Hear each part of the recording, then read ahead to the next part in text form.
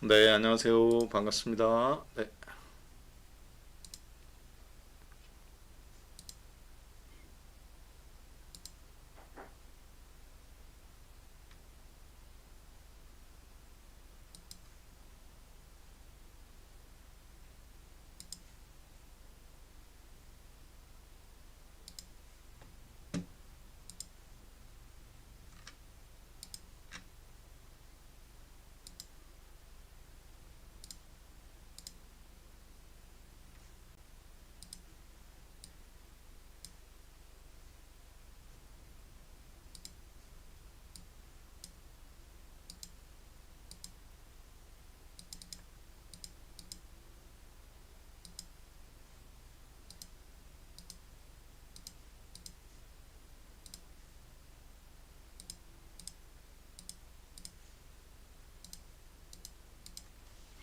네, 반갑습니다. 네. 네, 휴일 잘들 보내고 계신지요?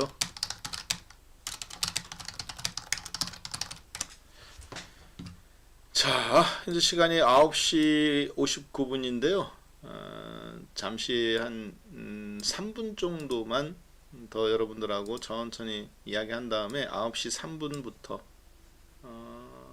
자세한 이야기들을 좀 하는 게 맞을 것 같습니다. 네, 잠시만요. 얘가 맞게 떴죠. 네.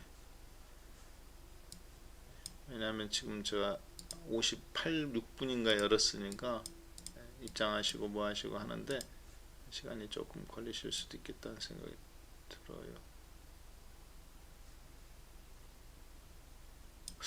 이게 왜 이렇게 뜨지?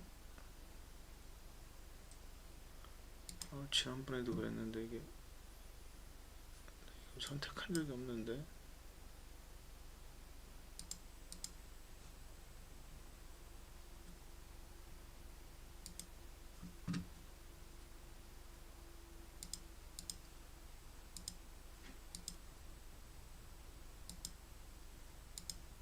이렇게. 어? 신기하네.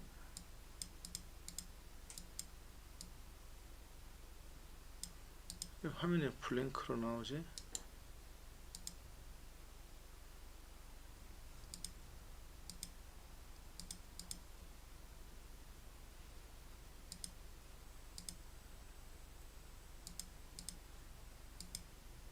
놀래라. 자, 잠깐 소리하고 화면 좀 한번 잠깐 점검해 보겠습니다. 나는 소리도 잘 들리고 화면도 잘 보이신다 하시면 11번 한 번만 좀 부탁드릴게요. 지금 제가 보니까 지금 뭔가 화면이 좀 이상한데 약간 어딘가 조금 혹시 몰라서 혹시 몰라서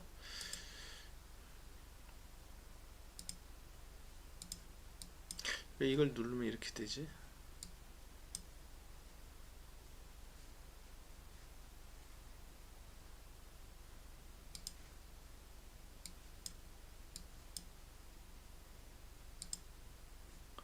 네, 감사합니다. 네. 아, HTS에서 벗어나니까 내가 이걸 못 잡네. 네, 감사합니다. 네, 소리 화면 정상이네요. 네.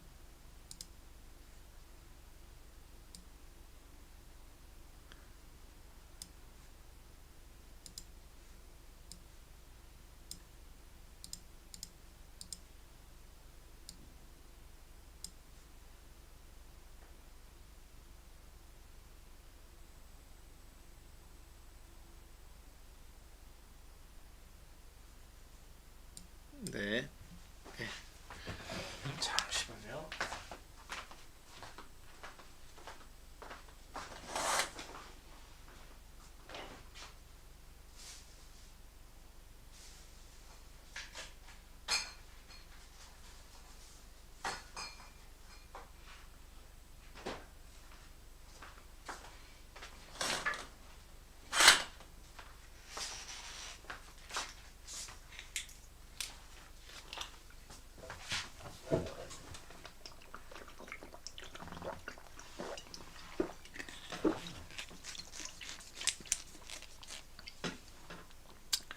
저희가 이게 뭐 말을 계속 하다 보면 목이 좀 따끔따끔거려요. 자, 그래서 이게 탄산수 뭐 이런 거를 좀 많이 물을 많이 마실 수밖에 없는데, 오늘은 저기 이 방송에 뭐라 해야 될까요? 이 화질의 품질이라든가 이런 걸 위해서 제 사진에 얼굴이 동영상은 안 나가고 이거 중심으로 그렇게 잠깐 보는 시간 갖도록 하겠습니다. 예, 이렇게 해야 얘가 잘 나오나?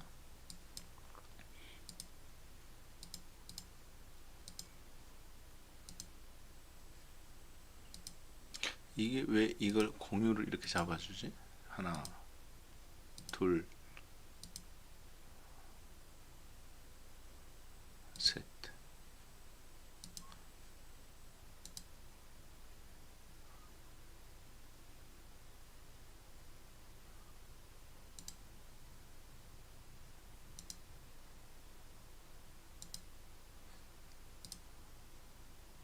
신기하네. 이걸 누르면 이렇게 잡혀버리네. 인식을 못하는구나.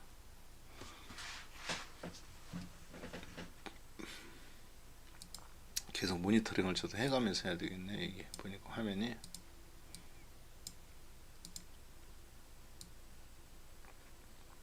창을 동시에 여니까.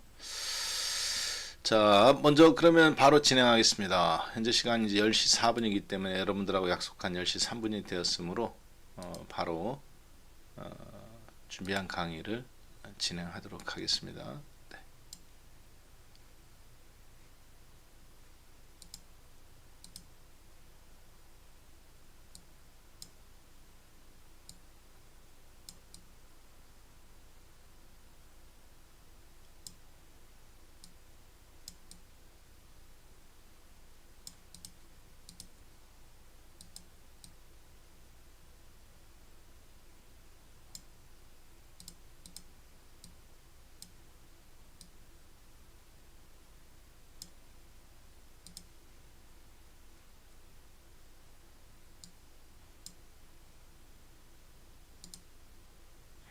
먼저 오늘은 어제 중요한 시그널이 하나 나왔죠. 중요한 시그널이 나왔기 때문에 해외 증시 한번 잠깐 간단하게 10분 정도 한번 오늘 강의는 크게 두 파트로 좀 진행이 되겠습니다. 강의가 두 파트로 진행되는 거는 이렇게 좀 진행이 된다고 보시면 되겠어요. 첫 번째, 해외 증시를 한번 좀 살펴볼 계획입니다. 여러분들하고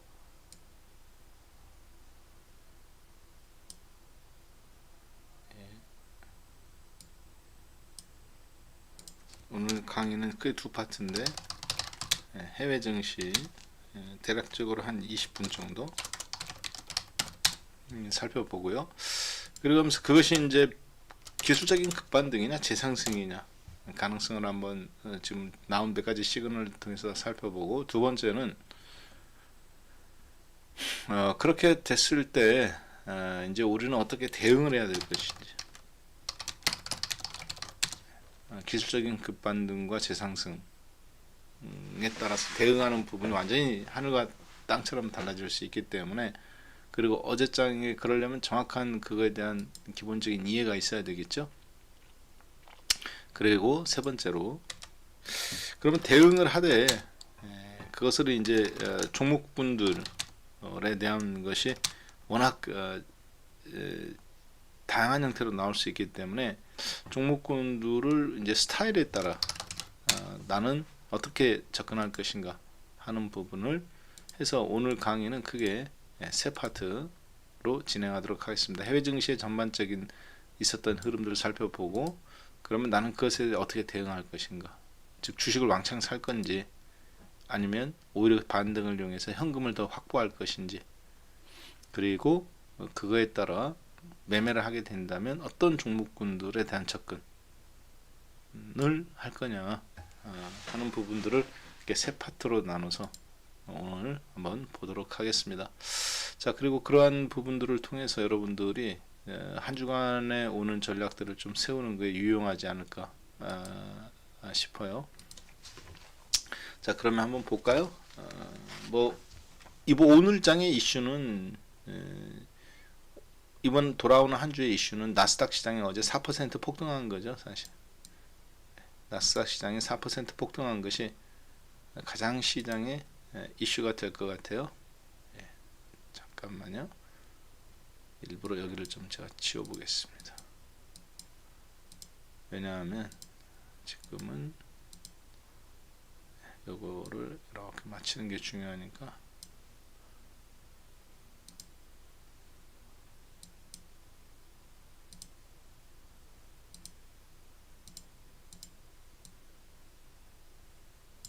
네. 자, 지금 보시고 계신 부분은 이거는 이제 나스닥 지수입니다. 예, 여기 나스닥 지수. 어제 미국장에서 이제 급 16,200포인트. 이렇게 16,200포인트 작년도 이제 11월 달부터 움직여서 계속 급락이 나와가지고 11,000포인트 근처까지 내려간. 그래서 5,000포인트 빠진.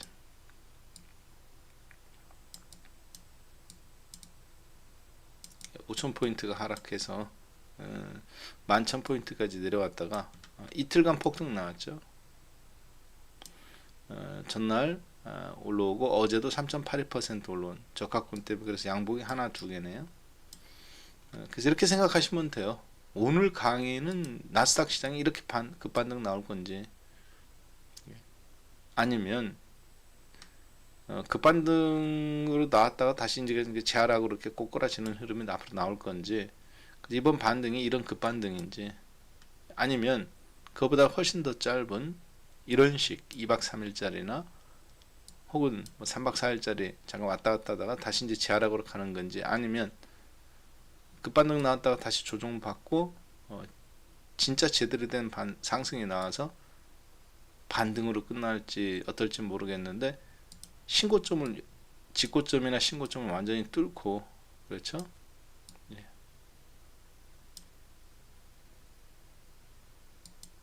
아이고 반갑습니다. 일상선신노님. 예, 아이고 오셨네요. 예, 그렇죠. 저런 분들이 나와 주셔야죠. 예. 그렇죠. 예. 저런 분들이 나와 주셔야 돼요. 왜냐하면 시장이 힘들기 때문에 얼마나 힘들겠어요. 그렇죠? 예. 저런 분들이 나와 주셔야 이 시장이 재미있습니다. 예, 저렇게 좀 왔다가 또 이렇게 혼자 막 하고 왔다 갔다 해 주셔야 예, 아주 재미있게 저거가 될 수 있어요. 저런 분들이 좀 나와 주셔야 1월 성신론님. 아이고 여러분들 자 다같이 우리 예, 박수 한번 쳐드릴까요? 자 다같이 한번 박수 7788로 예, 윈도우 드레싱 쫙 한번 위로 밀어주겠습니다. 예, 박수 예, 위로 쫙 한번 밀어주시죠. 왜냐하면 채팅창에 저렇게 그냥 이유 없이 저기 하는 분들이 많이 있을 수 있잖아요. 저게 실수라고 생각되지는 않는데 제가 봤을 때는 그러니까 위로 쭉 실수든 뭐든 저 사람이 실수를 덮든 그냥 어딘가에서 그냥 뭐 그냥 저거를 깽판을 부리든 위로 쭉 한번 쭉 밀어주세요. 7788로 7788로 한번 쭉 저 채팅창을 그래야 채팅이 쭉 올라올 때 다른 분들이 다음부터 또 안 놀래죠. 그렇죠. 한번 쭉 위로 한번 윈도우 드레싱 한번 좀 부탁드리겠습니다. 예, 감사합니다. 네. 예.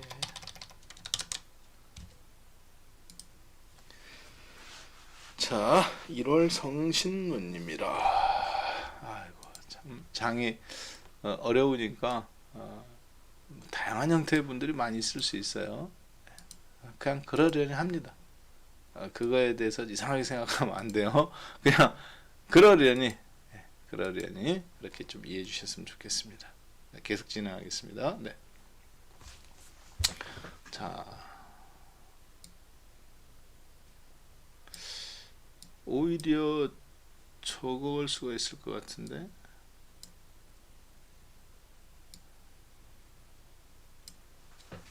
네, 계속 진행할게요. 네.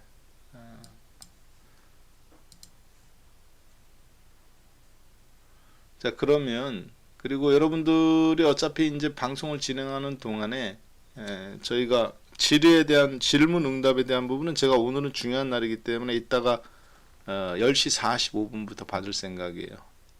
그래서 그때 강의를 들으시고 궁금한 거나 종목에 대한 부분은 그때부터 좀 올려주셨으면 좋겠어요. 그래서 지금은 뭐 굳이 이 채팅 쓰실 필요 없겠죠. 서로 시간을 뺏는 우리 1월 성신노님 같은 분이 또 이렇게 막 사방팔방 그냥 다짜고짜 돌아다니실 수 있기 때문에 저희가 시간을 또 뺏는 걸 제가 가장 경멸하는 사람이잖아요.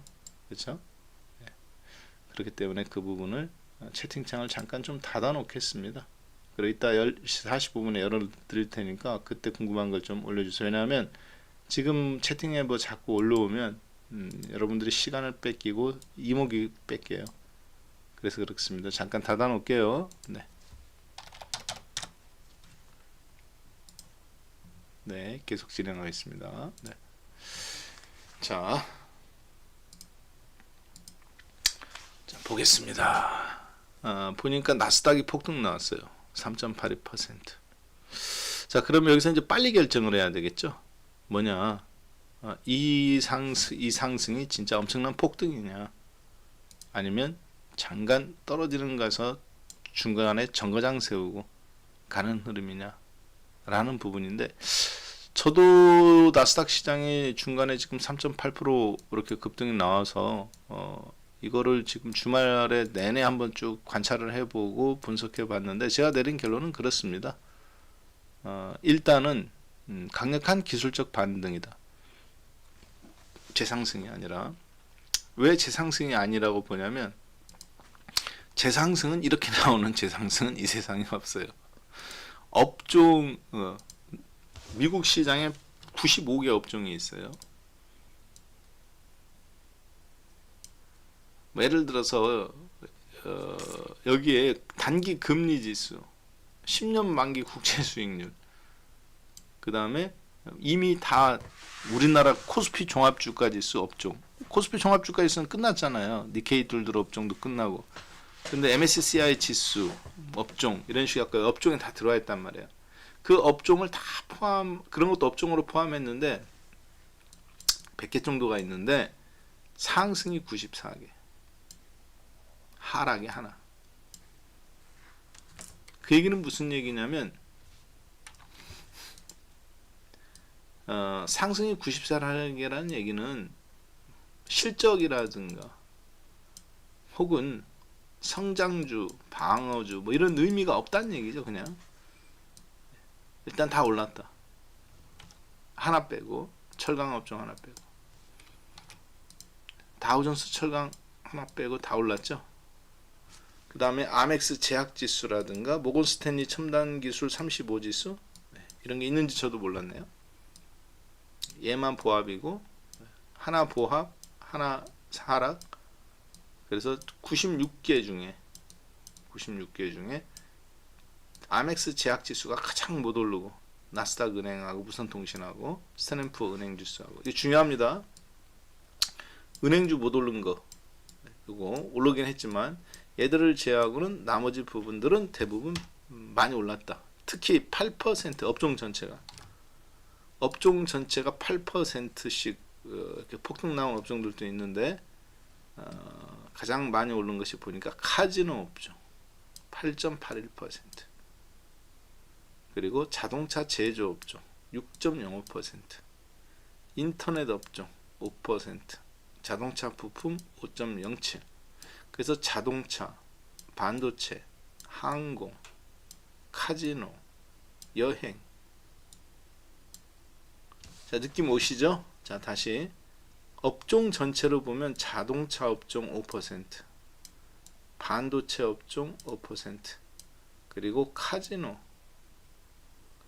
여행,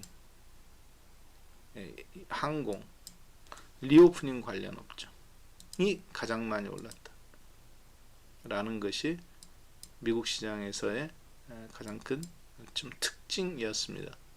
자, 그래서 한마디로 간단하게 정리해 보면 이런 업종들이 이제 많이 올랐죠. 미국에서 업종을 정리해 보면 상승 업종은 플러스 8%부터 시작한 카지노 업종, 그리고 그러니까 이제 리오프닝 관련주,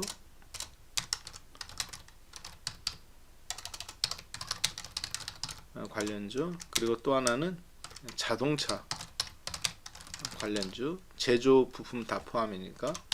그 다음에 이제 또 하나는 보니까 반도체 업종이 미국 시장에서 많이 올랐다.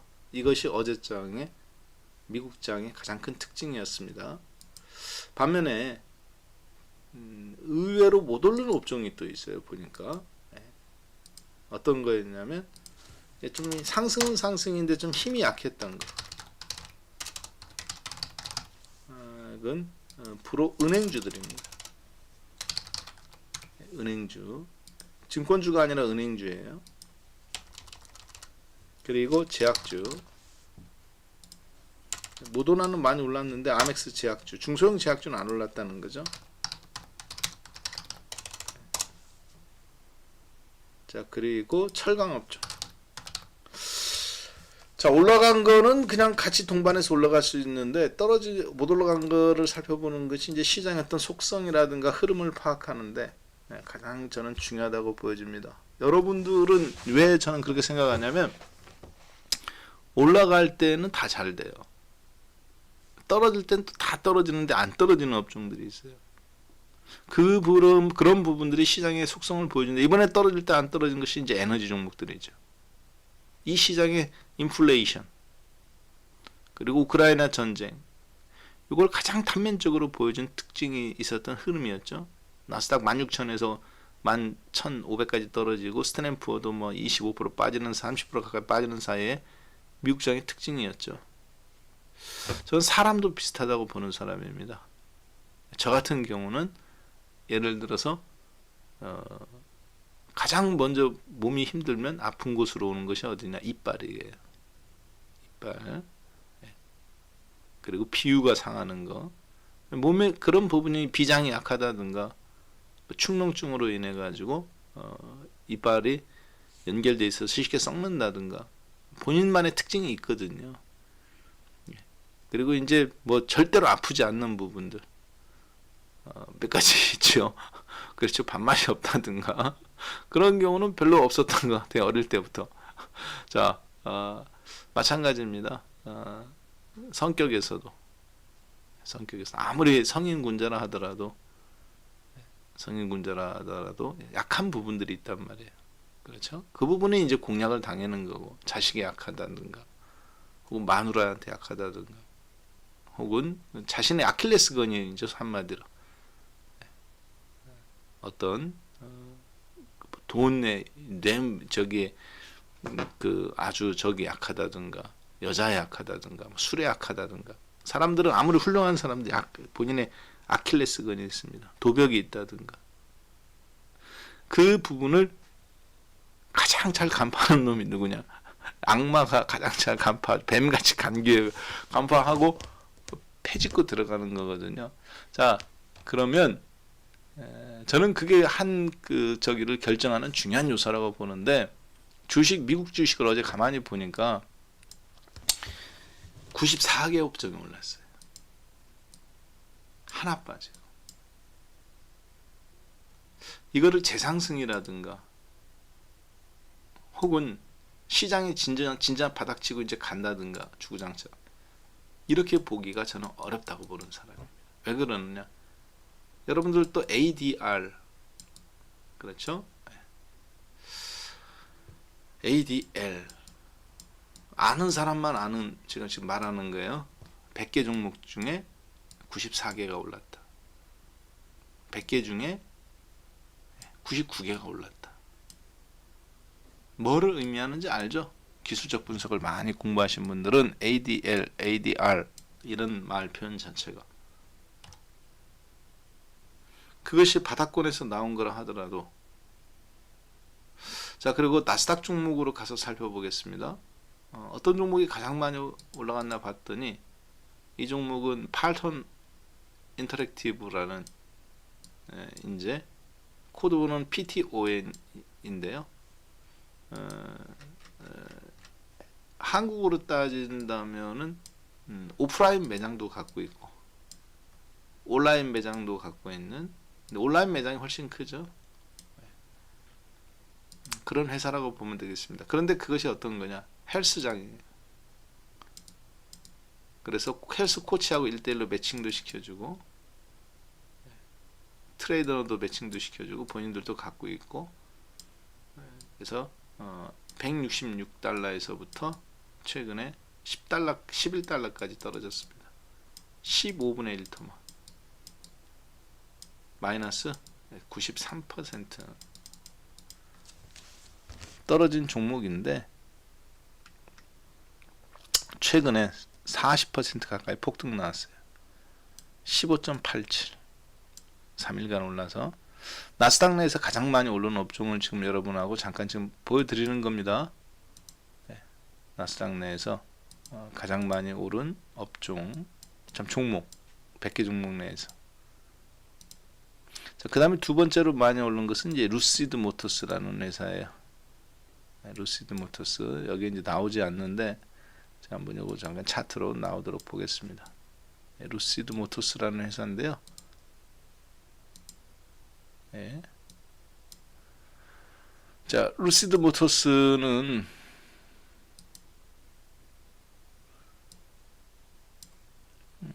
테슬라가 전기 자동차를 가장 먼저 만들긴 했지만 루시드 모터스가 이제 후발 주자로 미국 내에서 지금 맹추격을 하고 있는데 이제 여전히 적자죠. 57달러까지 올라갔다가 얼마 전에 13달러까지 떨어져서 지금은 이제 13달러에서 5달러 올라서 마찬가지로 30% 넘게 폭등해서 저가권대 대비 35% 정도 폭등해서 지금 18달러입니다. 자동차 아까 많이 올랐잖아요. 자동차 제조 및 업종이 가장 많이 오른 업종이 카지노, 그 다음 자동차 제조. 나스닥 내에서도 그것이 지금 미국 업종 내에도 나타났지만 나스닥 내에서 보여주고 있죠. 그리고 이제 여기서 가장 인상적인 것은 테슬라는 없지만 엔비디아가 9% 가까이 10% 가까이 오른 9.47% 폭등 나왔다는 거. 엔비디아는 이렇게 보면 이게 이제 액면 분할을 한 거니까 저걸로 보면 안 되고 이렇게 봐야 되겠죠. 그래서 346달러에서부터 최근에 반토막 나서 177달러 까지 떨어졌다가 최근 이틀간 한 15% 저가권대 대비 이렇게 급반등이 나왔습니다. 자, 다른 종목들과의 차이는 뭐냐? 여기에서 다큐자인도 마찬가지고요. 대부분 기본이 5분의 1 토막입니다. 자, 우리나라 주식들 5분의 1 토막 난 종목, 제약주라든가 뭐 종목들이 뭐 여러분들 지금 뭐 20% 빠졌네, 30% 빠졌네 하지만 5분의 1 토막 난 종목 있나요? SK그룹주인데, 삼성그룹주인데 10분의 1 토막 난 주식 있습니까? 없죠. LG그룹주, LS그룹주, 코론그룹주인데 15분의 1 토막 난 주식 있어요? 없죠. 지난 1년간. 미국은 많아요. 줌 비디오 커뮤니케이션 588달러 에서 얼마 전에 80달러, 7분의 1 토막. 자, 그 다음에 어제 급등 나왔던 종목 중에서 하나 살펴본다면 자동차 제조니까 리비안 루시드 그룹도 보지만 리비안 오토모티브로 봐야 되겠죠. 아마존이 20% 지분 투자해서 작년도에 상장해서 100달러에 상장된 첫날에 180달러까지 이후에 올라가고 180달러에서 3일 전에 20달러 깨져가지고 종가 마감했던 종목. 그래서 19달러까지 떨어졌었죠.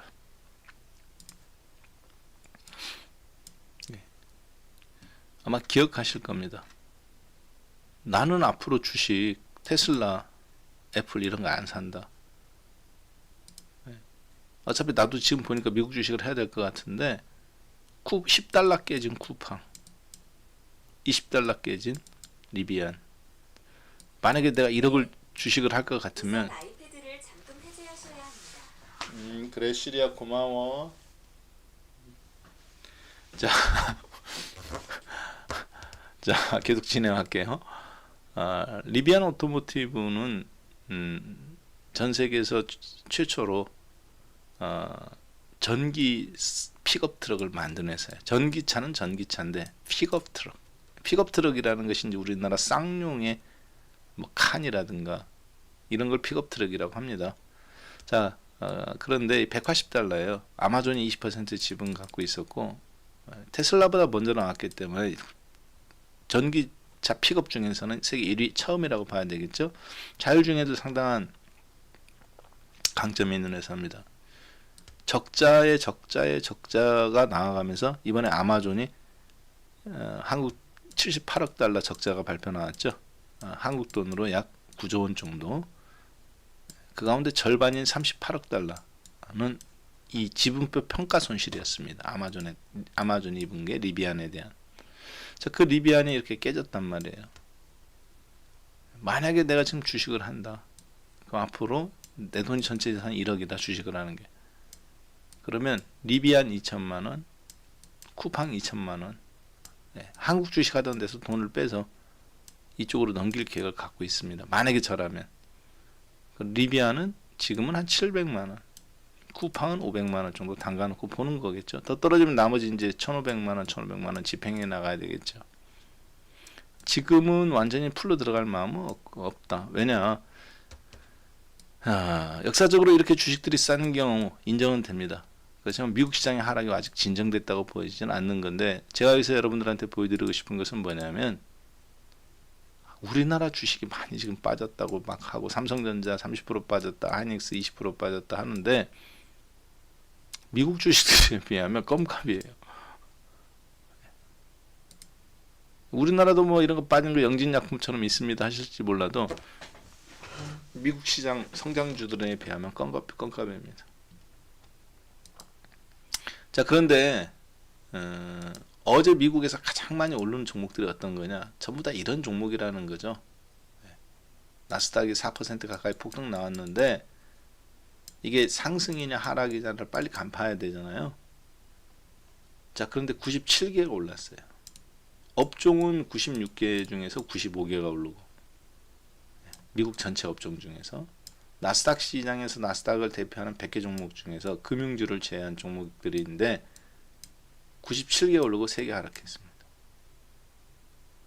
근데 이렇게 16%씩 17%씩 폭등한 종목들을 보니까 대부분이 그동안 많이 폭락했던 디지털 관련주, 한국으로 따지면 이제 카카오라든가 위메이드라든가 컴투스라든가,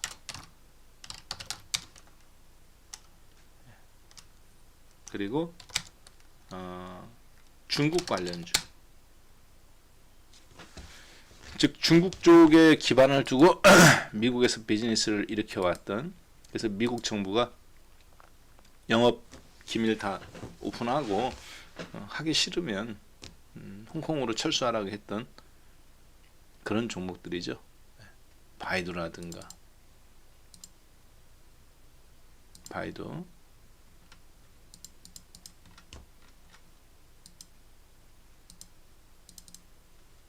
$350에서 105달러까지 떨어졌었네요.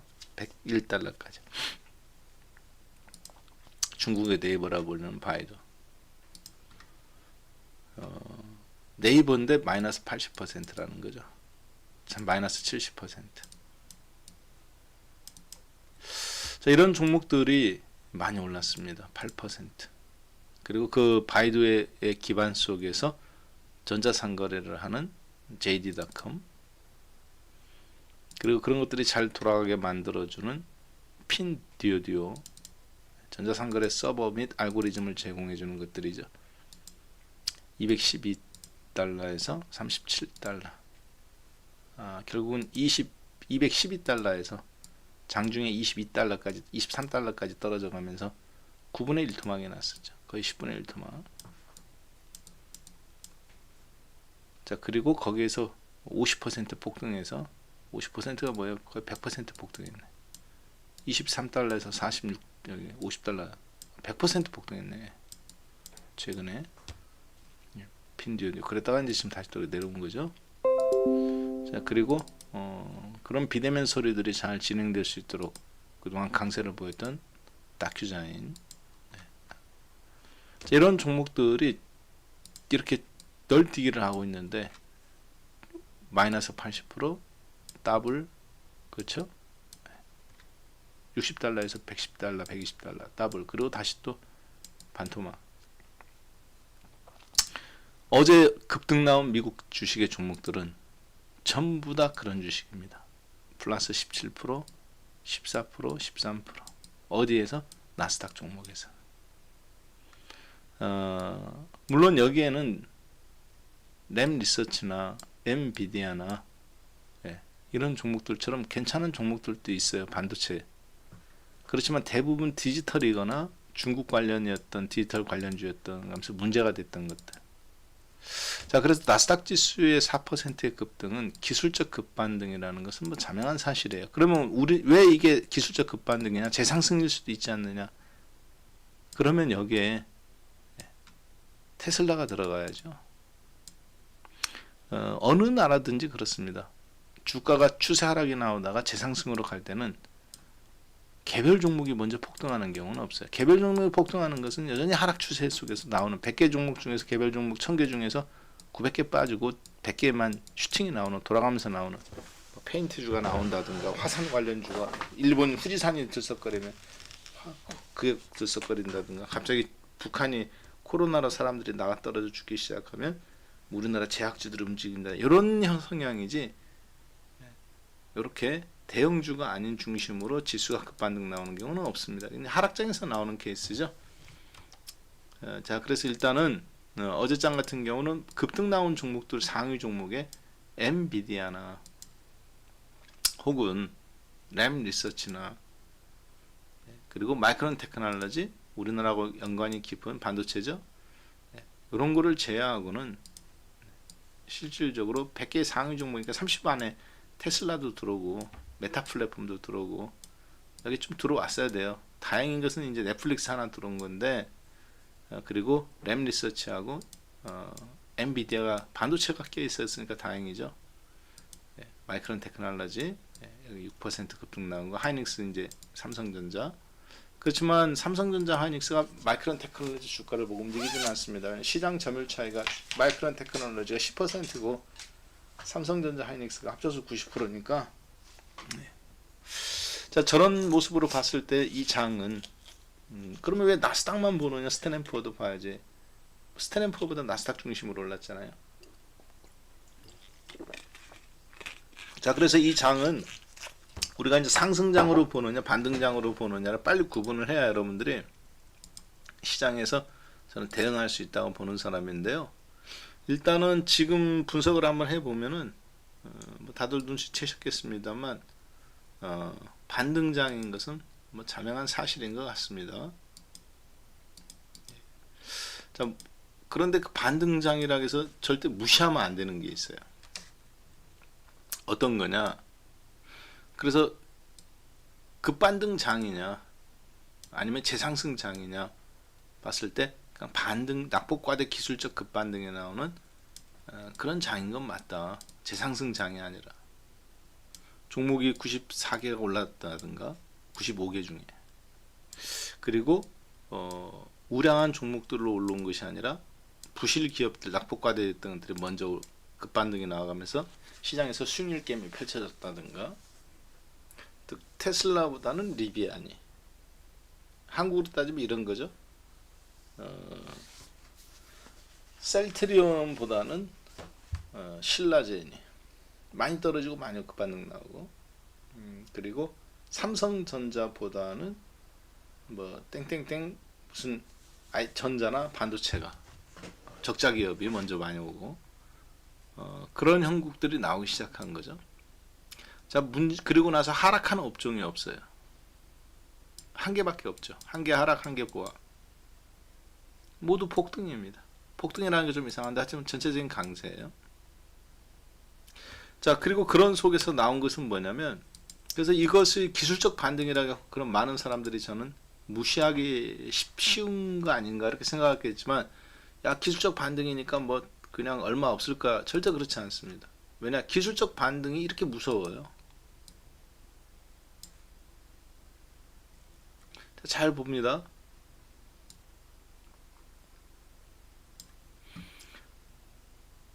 주가 떨어지던 추세에 있었죠.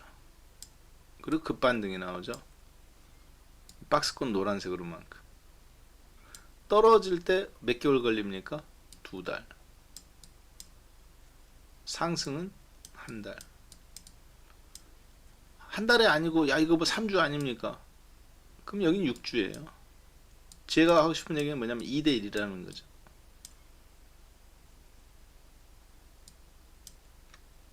자, 반면에 올라가는 거 한번 잠깐 볼까요? 올라갈 때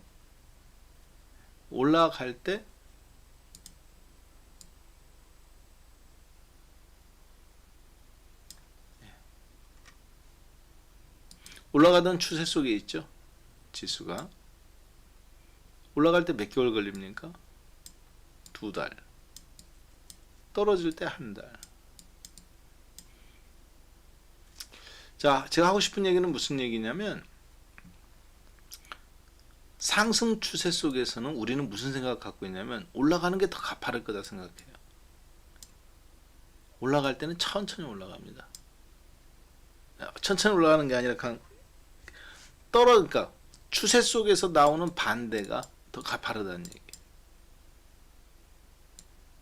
올라가다가 아닌가 봐 급락. 그래서 다시 그 지점까지 오는데 한 달밖에 안 걸려요. 올라갈 때 2달 올라갔던 건데. 그러면 떨어지는 게 더 가파르니까 추세가 하락 추세 아니냐? 아닙니다. 상승 추세 속에서 나오는 반대 현상이 원래 더 가파른 거예요. 자, 그거는 거의 뭐 어떤 차트든지 다 마찬가지입니다. 반면에 떨어질 때 주가가 떨어지죠. 2달. 여기 이 지점에서부터 이렇게 노란색이었는데 시작했죠. 노란색 여기서부터 계산하는 게 아니라 여기서부터 계산하는 겁니다. 이렇게 노란색 아까.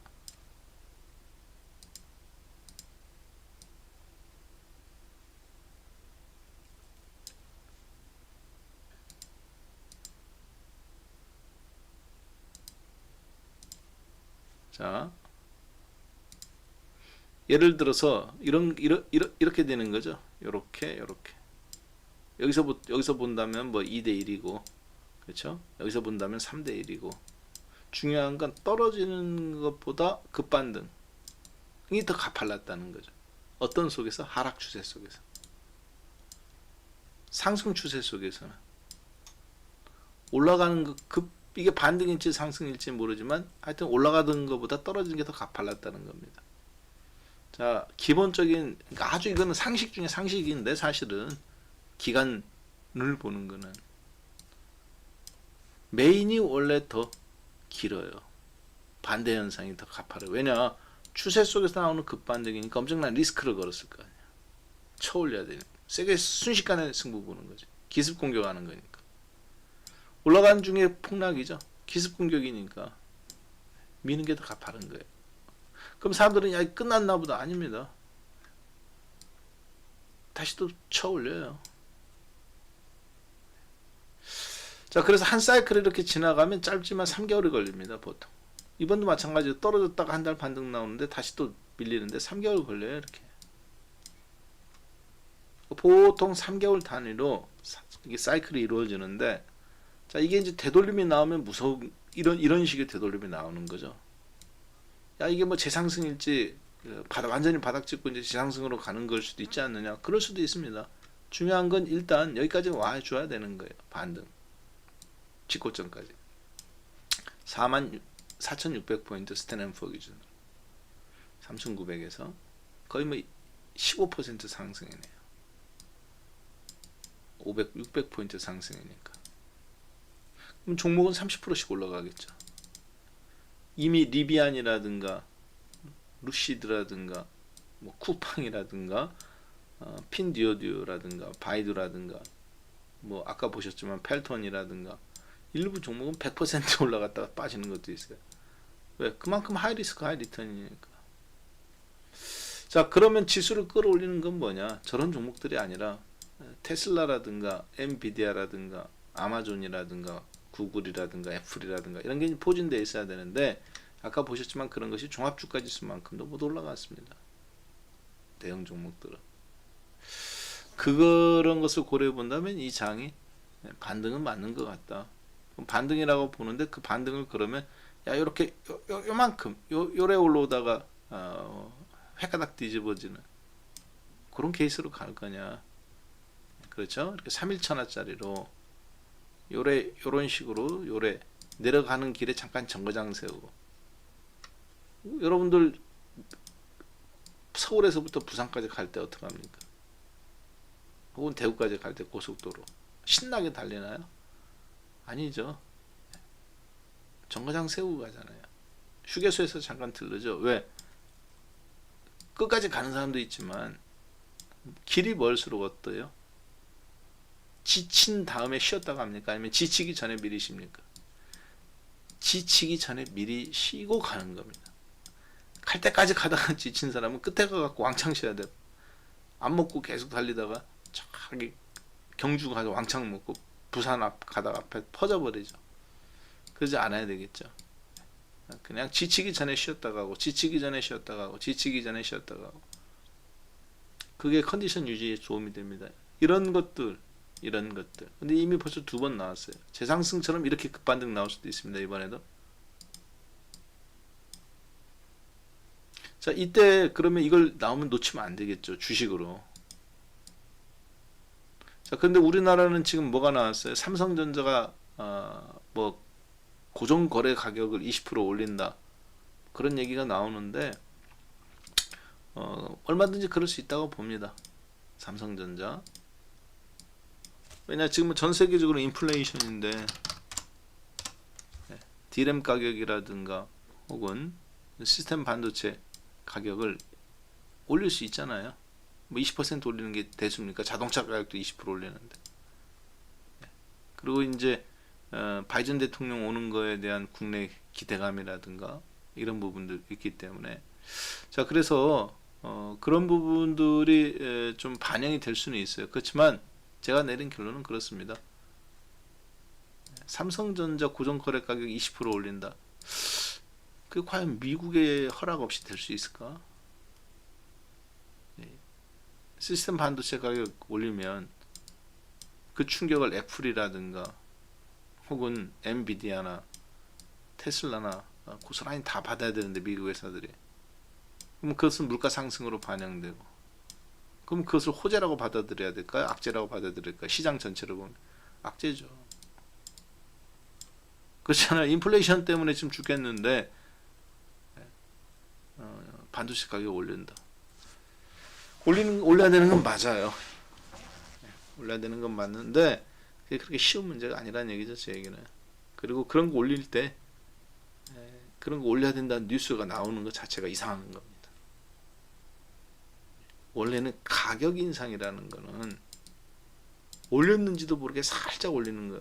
버스비, 택시 요금, 혹은 명품들처럼 언제 올렸는지도 모르게 살짝 슬그머니 올려놓는 거. 그게 중요한 건데, 지금 삼성전자 같은 경우는 막 그거 올린다 사방에 소문 내고 있죠. 실제 그러면 안 올릴 가능성이 있어요.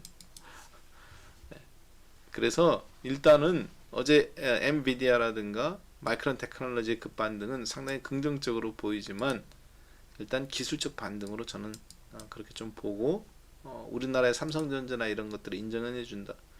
자, 그래서 기술적 반등으로 보는데, 기술적 반등이 원래 이렇게 무섭게 나오는 경우가 많습니다. 아까 얘기했지만 떨어진 거의 2배 속도.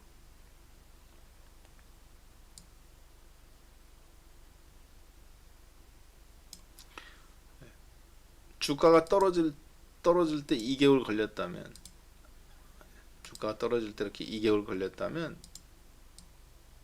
올라갈 때는 한 달밖에 안 걸려요. 그래서 원위치 된 거죠. 자, 이거를 약간 이게 지금 상승장이니까 그런 거 아니냐? 아닙니다. 하락장일 때 이런 현상이 나요. 추세보다 반등이 더 가팔라. 기습적으로 나오니까.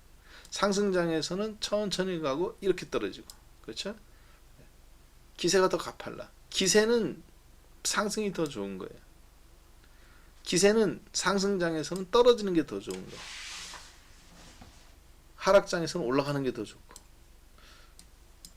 그러면 이런 기세가 나올 수가 있다는 얘기죠. 제 얘기는 한 달짜리든 얼마든지 4,500까지 올라오는.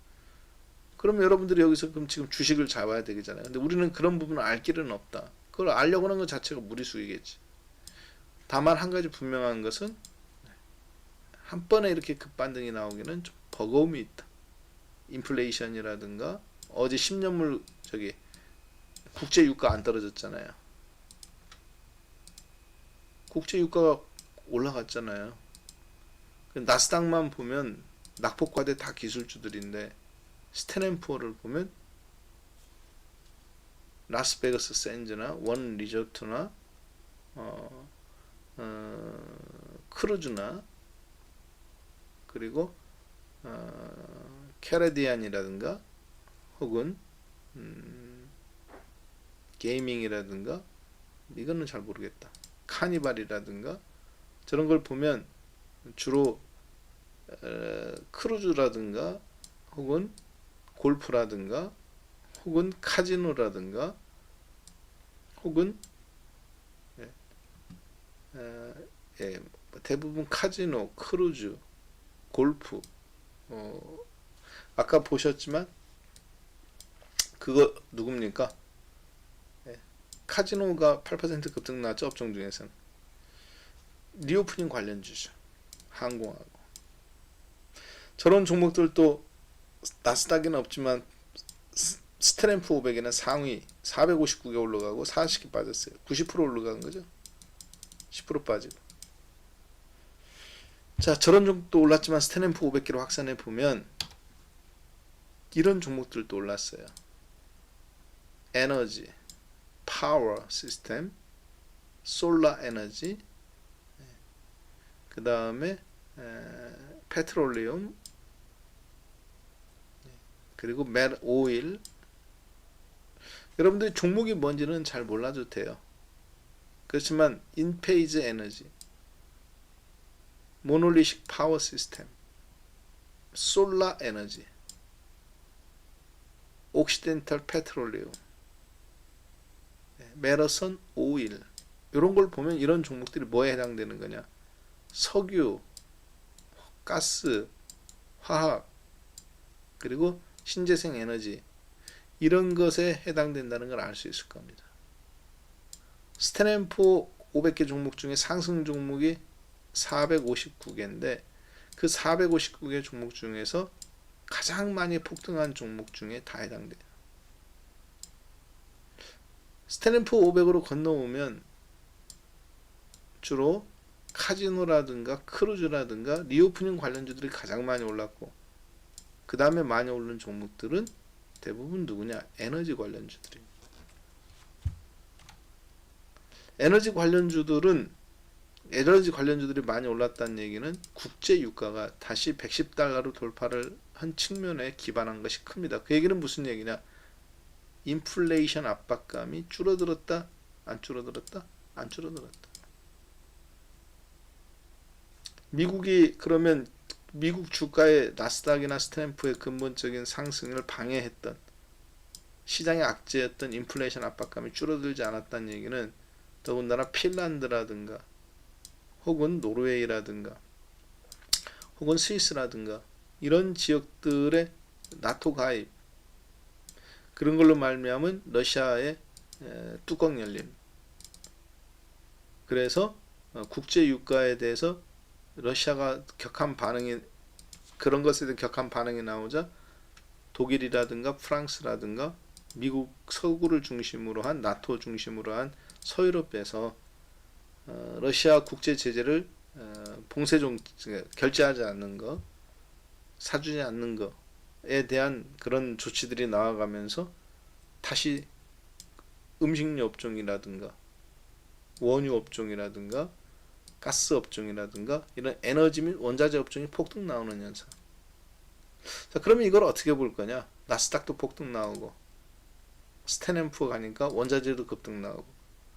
그래서 한마디로 정리해보면 이렇죠. 리오프닝 관련주, 그리고 에너지 관련주, 그리고 나스닥 내에서는 낙폭과대 기술주, 적자였던 종목들이 많이 빠진 것들이 많이 올라왔어요. 그럼 여러분 뭐를 선택하겠습니까? 낙폭과대 기술주, 아니면 리오프닝 관련주, 아니면 에너지 관련주. 만약에 시장이 다시 무너진다면 어떡할까요? 나스닥 기술주 다 폭락이죠. 즉 우리나라로 따지면 컴투스, 위메이드, NC소프트 실적이 좋든 나쁘든 NC소프트야 실적이 좋아서 어제 급등 나왔지만 NC소프트 급등 나왔죠. 월요일날, 금요일날 실적 발표해보니까 폭등이잖아요. 가장 많이 올랐죠. 시총 상위 종목에서 100만원에서 40만원, 마이너스 60% 빠지고 10% 폭등 나오고. 즉 첨단 기술주죠. 게임. 미국에는 디지털 관련주들이 있다면 한국에는 게임주들이 있습니다. 엔터테인먼트주들도 있죠. 자, 그래서 우리나라가 만약에 월요일날 지금 가장 저보고 주목받을 종목이 뭐냐, 그러면 게임주, 그리고 엔터주. 미국 시장으로 본다면 가장 주목받을 것 같죠. 더군다나 엔터주들 리오프닝 공연도 가능해가면서 가장 많이 폭락한 종목들에 해당되죠. 미국에서 넷플릭스라든가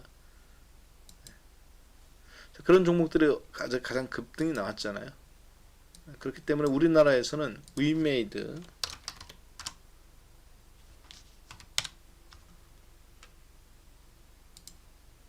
(24만원에서) 65,000원, 6424 4분의 1 토막 마이너스 75% 폭락 나오고, 고점 대비 이 회사의 가치가 얼마냐, 이거는 지금 그거 따지면 촌놈입니다. 다시 한번, 이 회사가 뭐가 내재 가치가 어떻고 따지면 촌놈이에요. 왜 촌놈이냐? 아니 어제 미국장에서 8톤 인터랙티브가 무슨 내재 가치로 폭등 나왔어요? 리비안이나 루시드 모터스 이런 것들이 적자 기업들이었는데 그런 걸로 급등 나왔냐고요. 이 가운데 내재 가치로 급등 나온 종목 하나도 없습니다. 제가 보니까. 있으면 누구냐? 엔비디아나 이런 거나 있을 까. 그럼 내재 가치로 따지면 엔비디아가 이렇게 빠질 이유가 있습니까? 없죠. 그렇죠? 엔비디아가 최근에 지난 1년간 여기서 보시면 377달러에서 앵분한 이후에 반토막이 났는데 140달러대로 반토막이 날 이유가 있었나요? 엔비디아가 실적이 안 좋았나요? 아니죠. 실적은 하이닉스예요. 삼성전자처럼. 미래가 불투명했나요? 아니죠. 그래픽 카드, 자율주행 칩 가장 좋죠. 근데 왜 주가는 반토막 났을까? 지금은 실적보다 시장 리스크, 시장 흐름을 이겨내지 못한 거잖아요. 이런 종목도. 즉 삼성전자 앞에서 자꾸 실적이 어떻고 하는 거와 똑같아요. 삼성전자가 언제 실적이 안 좋아서 빠졌어요? 분기는 사상 거의 최대 실적 나올 판인데. 하이닉스도 마찬가지. 15만원에서 9만원, 지금은 11만원. 실적으로 따지면 20만원 가 있어야죠. 하이닉스. 기아자동차 사상 최대 실적인데 1사분기 사상 최대 실적, 2사분기도 사상 최대 실적 나오고. 근데 주가는 10만원에서 거꾸로 폭락. 1사분기 실적이 좋았음에도 불구하고. 늦게 알려지지 않았네. 이미 다 알고 있었죠. 사람들도. 주가는 근데 이제 반등 나오는. 실적 때문에 뭐가 어떻다. 물론 실적 때문에 어떤 거 안 좋은 거는 폭락 나오고 어떤 건 반등 나오는 건 맞는데, 어제만 놓고 보면 실적 안 좋은 것들이 미국에서 가장 많이 올랐어요. 다큐자인, 줌비디오 대부분 마이너스 80% 90%죠. 쉽게 해서 낙폭이 과대한 것 중에서 가장 많이 올랐다. 실적이 괜찮은 거는 오히려 안 올랐다. 그렇게 따지면 실적 괜찮은 것들 중에서 안 올라간 것들 많습니다. 어제 스탠앤푸어에서도 빠진 종목들, 뭐 트위터가 가장 많이 빠지긴 했네요. 10%. 앨런 머스크 때문에. 자, 그래서 지금 장은 실적이나 그런 걸로 보는 걸로 나는 갈 거냐, 아니면 그냥 무조건 다 필요 없고 낙폭과대로 갈 거냐. 나스닥 종목 보니까 뭐 실적 필요 없는 거 아니냐. 급반등 종목들은 다 적자 기업들이잖아요. 자, 반면에 그런 거 상관없이 나는 그래도 실적이 받침이 되는 거로 갈 거냐 봤을 때 저는 두 가지라고 생각합니다. 나는 그냥 데이 트레이더다. 그러면 월요일날 우리나라에서도 컴투스, 여기 불안해서 가져가겠냐. 낙폭과대 그냥 컴투스 같은 거 보니까 이런 거 하고, 그리고 카카오 실적 자꾸 안 좋다고 그러는데 낙폭과대로서 카카오, 미국하고 똑같은 거죠. 디지털 관련주가 하면서, 그리고 네이버 저런 거 하는 거고. 반면에 가만히 보니까 이제 저 같은 경우는 이렇게 생각하고 있어요. 나스닥도 그렇고 스탠앤푸어도 가만히 보니까 낙폭과대주들이 떨어졌다가 만약에 시장이 꼬꾸라지면 국제유가도 지금 급등 나오고 10년물 이자율도 다시 올라가고 있고 3%대로. 근데 만약에 시장이 1일차나로 꼬꾸라지면 다시 저 루시드 모터스나 쿠팡이나 다시 폭락이에요. 어떻게 그걸 네가 알 수 있느냐? 보여드릴게요. 핀듀오듀오입니다. 다큐자인. 비대면 전자결제 서류, 한국의 다날이라든가 저기 그런 전자 결제 플랫폼 같은 걸 하는 회사예요. 결제나 아니면 저 다양한 플랫폼. 우리나라로 따지면 갑자기 종목 이름이 생각이 안 나는데, 그 네자 있잖아요. 네자. 더존 비전 5자네요. 자, 다큐자인 같은 경우는 이제 비대면 결제 서류, 뭐 여러분이 통장이라든가 카드 혹은 저런 거 만들 때 온라인 상에서 그런 신분증을 알아서 우리나라 민원 24시 같은 거죠. 대한민국의 민원 24시가 만약에 민간 기업이었다. 그럼 다큐자인이에요. 그런 걸 서비스를 해주는 회사입니다. 자, 그런데 이 회사가 지금 320달러에서 70달러, 64달러까지, 65달러. 여기는 320달러. 그렇죠? 70달러라 보면 7428. 거의 4.5분의 1 토막 났었네요. 마이너스 80%. 그래서 75%. 그랬다가 지금 올라왔는데 그 전에 어떤 일이 있었느냐? 불과 며칠 전에 70달러에서 몇 달러입니까 이게? 115달러. 그럼 70달러에서 110달러까지 50% 폭등 나온 거죠. 40달러 넘어서 60% 가까이 폭등. 그리고 다시 원위치. 급반등, 하락. 1대 2. 하락 추세가 훨씬 길어요. 반등이 빨라요. 이번에도 마찬가지입니다. 얼마든지 이렇게 나올 수 있어요. 제 얘기는. 그렇지만 여기에 걸려들면 안 되는 거잖아. 이런데 사이클. 떨어지는 추세.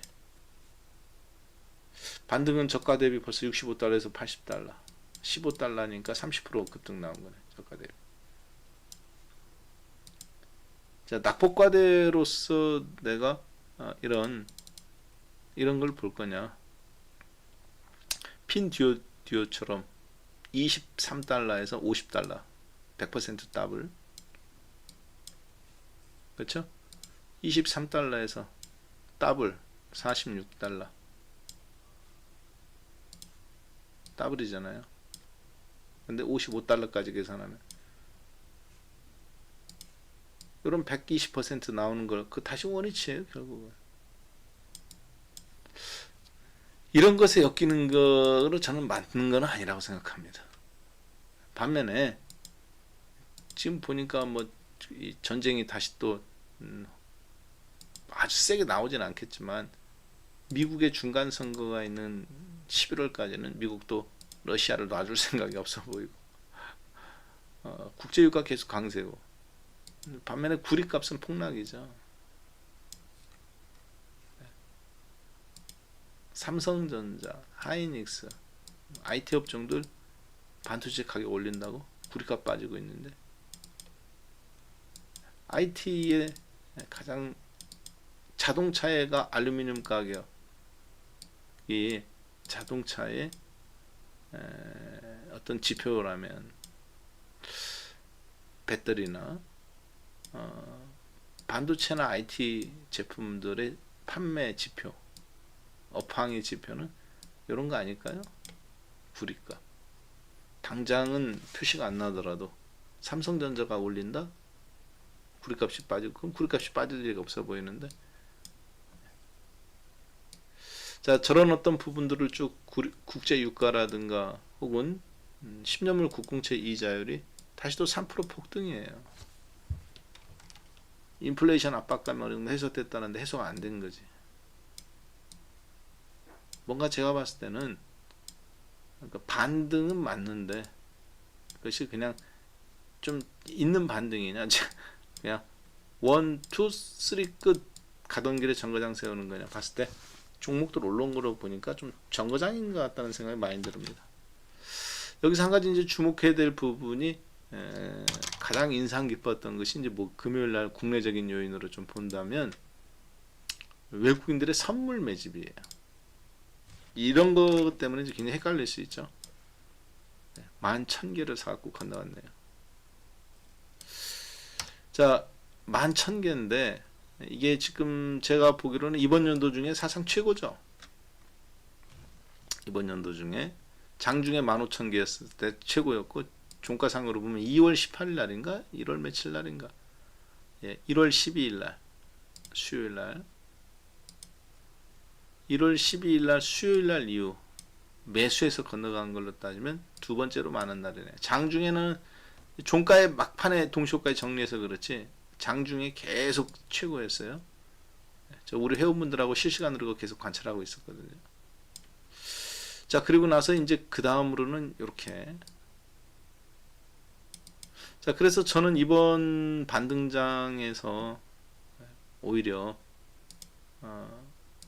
반등장을 이용해서 저도 주식은 좀 살 생각입니다. 현대자동차나 혹은 기아자동차, 현대위아, 만도, 현대차, 기아차는 상당 부분 정리한 상태에서 이제 현대위아나 만도, 위아도 올라왔죠? 안 올라간 것이 이제 현대차하고 현대위아니, 참 현대차하고 현대위아니까 여기하고 중소형 뭐 세종공업이나 혹은 화신이나 평화전공이나 올라갔다가 쫙 요즘 밀린 것들 이런 자동차 부품주들 한번 매매를 해볼 거냐? 동진세미캠이나 리노공업이나 하나마이크론이나 혹은 솔브레인이라든가 특히 솔브레인 월요일날 괜찮을 것 같아요. 이런 흐름이라면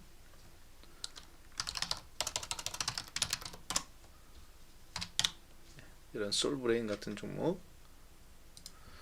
2차전지, 디스플레이, 반도체 다 들어가죠. 지금 보니까. 그리고 가격도 실적도 좋은데 이 정도 흐름. 월요일날 미국 시장, 국내 시장에 올라갔다 버벅거려도 연중 저점까지 견뎌낸 종목이잖아요. 종합 깨질 때도 안 깨졌던 종목이니까 가장 괜찮을 것 같습니다. 매매하기도 사이즈도 조단위고 시총도 꽤 커요.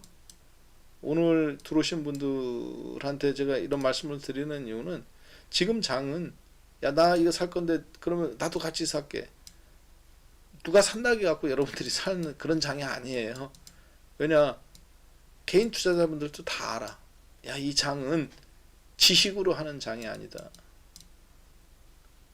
담력으로 하는 장이구나. 지식으로 하는 장이 아니에요. 누가 야 뭐 이거 10년물 907 모르고 미국 모르고 몰라서 하는 팔고 사가는 게 아닙니다. 후달려서 팔고 판 거 갖고 또 담력 좋게 또 들어가서 단기로 치고 빠지고 나오고 아니다 싶으면 바로 또 손절하고. 종목이 없어서 매매를 못하는 게 아니라 무서워서 못하는 거죠. 후달려서. 그래서 알려줘도 괜찮아. 내가 보니까 어차피 안 살 사람 못 사.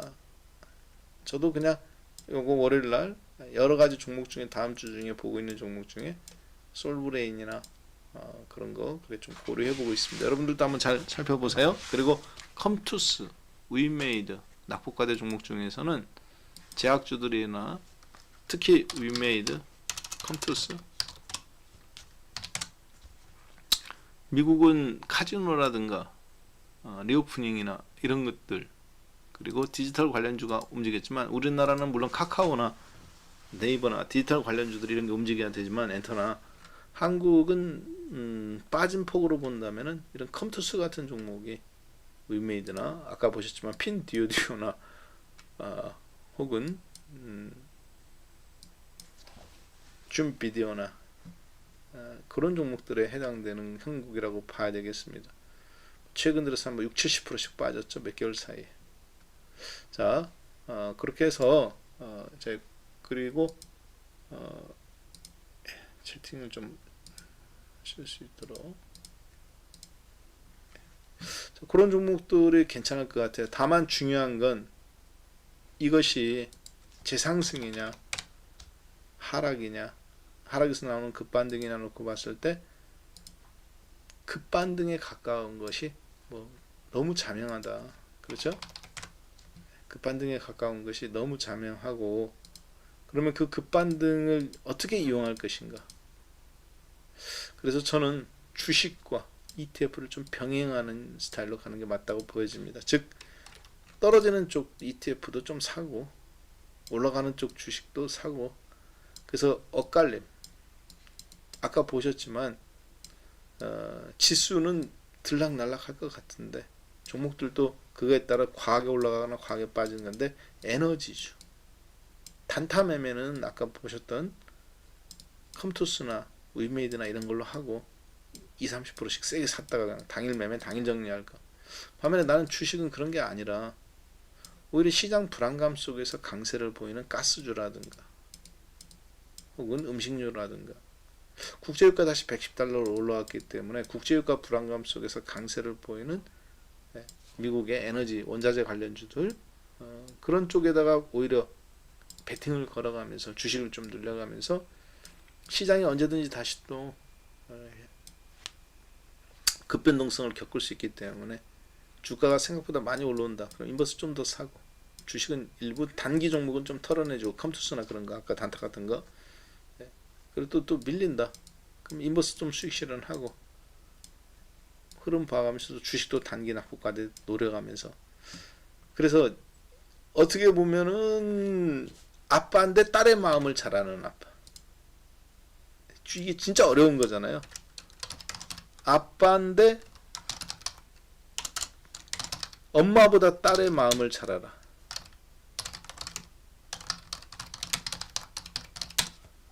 이런 아빠가 엄마인데 아빠보다 더 시어머니의 마음을 잘 알아. 어렵죠. 불가능한 일이지. 이론적이나. 진짜 어려운 거예요. 그런데 본인이 그 주제를 모르고 저기 한다. 어느 정도 어렵느냐. 며느리인데 외아들인 남편보다 시어머니와 죽이 잘 맞아요. 어려운 거예요. 어려운 거예요.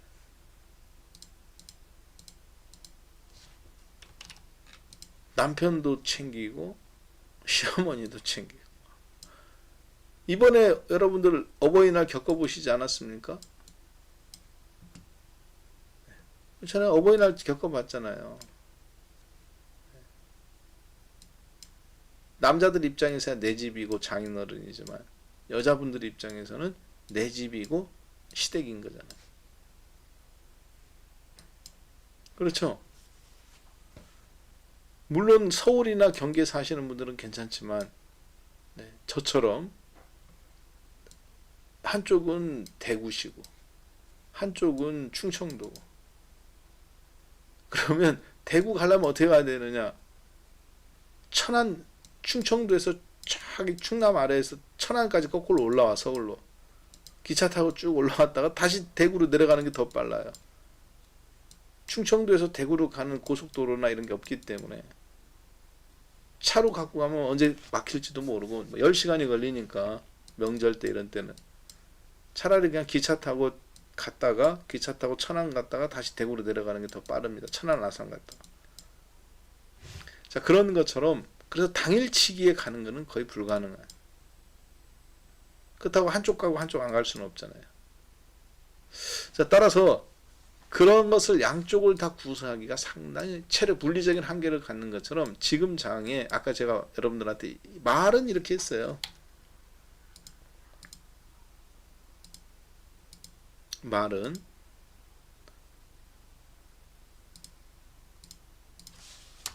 ETF도 하고 주식도 하고 ETF 인버스로 대응도 하고 주식도 대응하는. 그런데 이게 진짜 어려운 겁니다. 그러면 둘 중에 하나를 하는 것도 저는 괜찮다고 봐요. 나는 급반등에서 나오는 주식만 먹겠다. 반등에서 나오는 그거는 일단은 얘를 그때는 인버스를 방향으로 보고 인버스를 잘 잡고 주식을 이번에 반등이 나서 잘 털어나는 방향으로 보든지 아니면 주식을 잘 치고받고 해서 급반등해서 주식으로만 잘 본다. 그리고 큰 욕심 없이 접근하겠다. 저는 일단 어렵지만 이번에 두 개 다 해보려고요. 왜 그러느냐? 이 변동성 때문에 그렇습니다.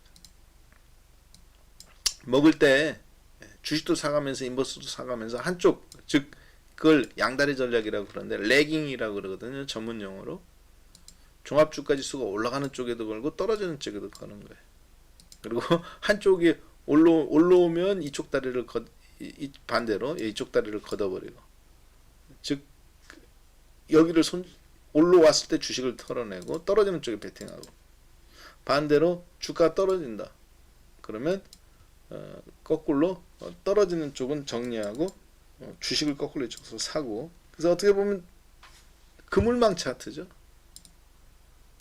종합주가지수로 따지면 그물망 차트. 네. 욕심리 매매.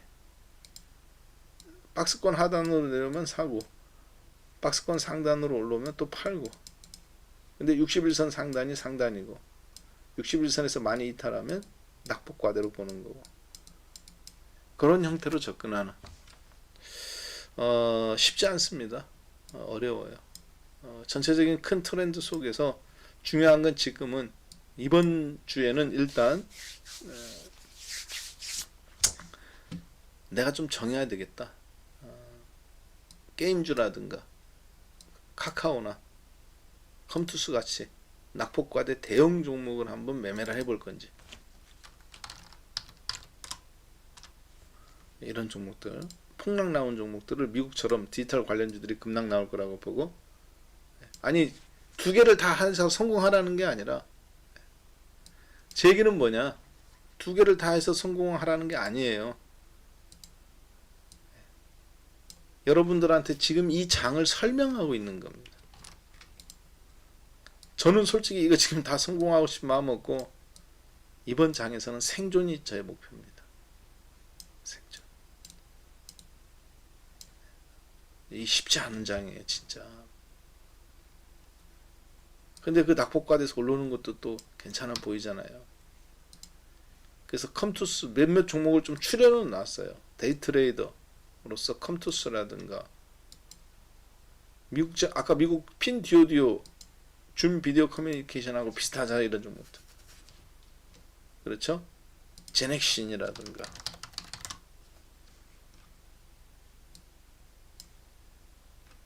그리고 셀트리온 홀딩스라든가,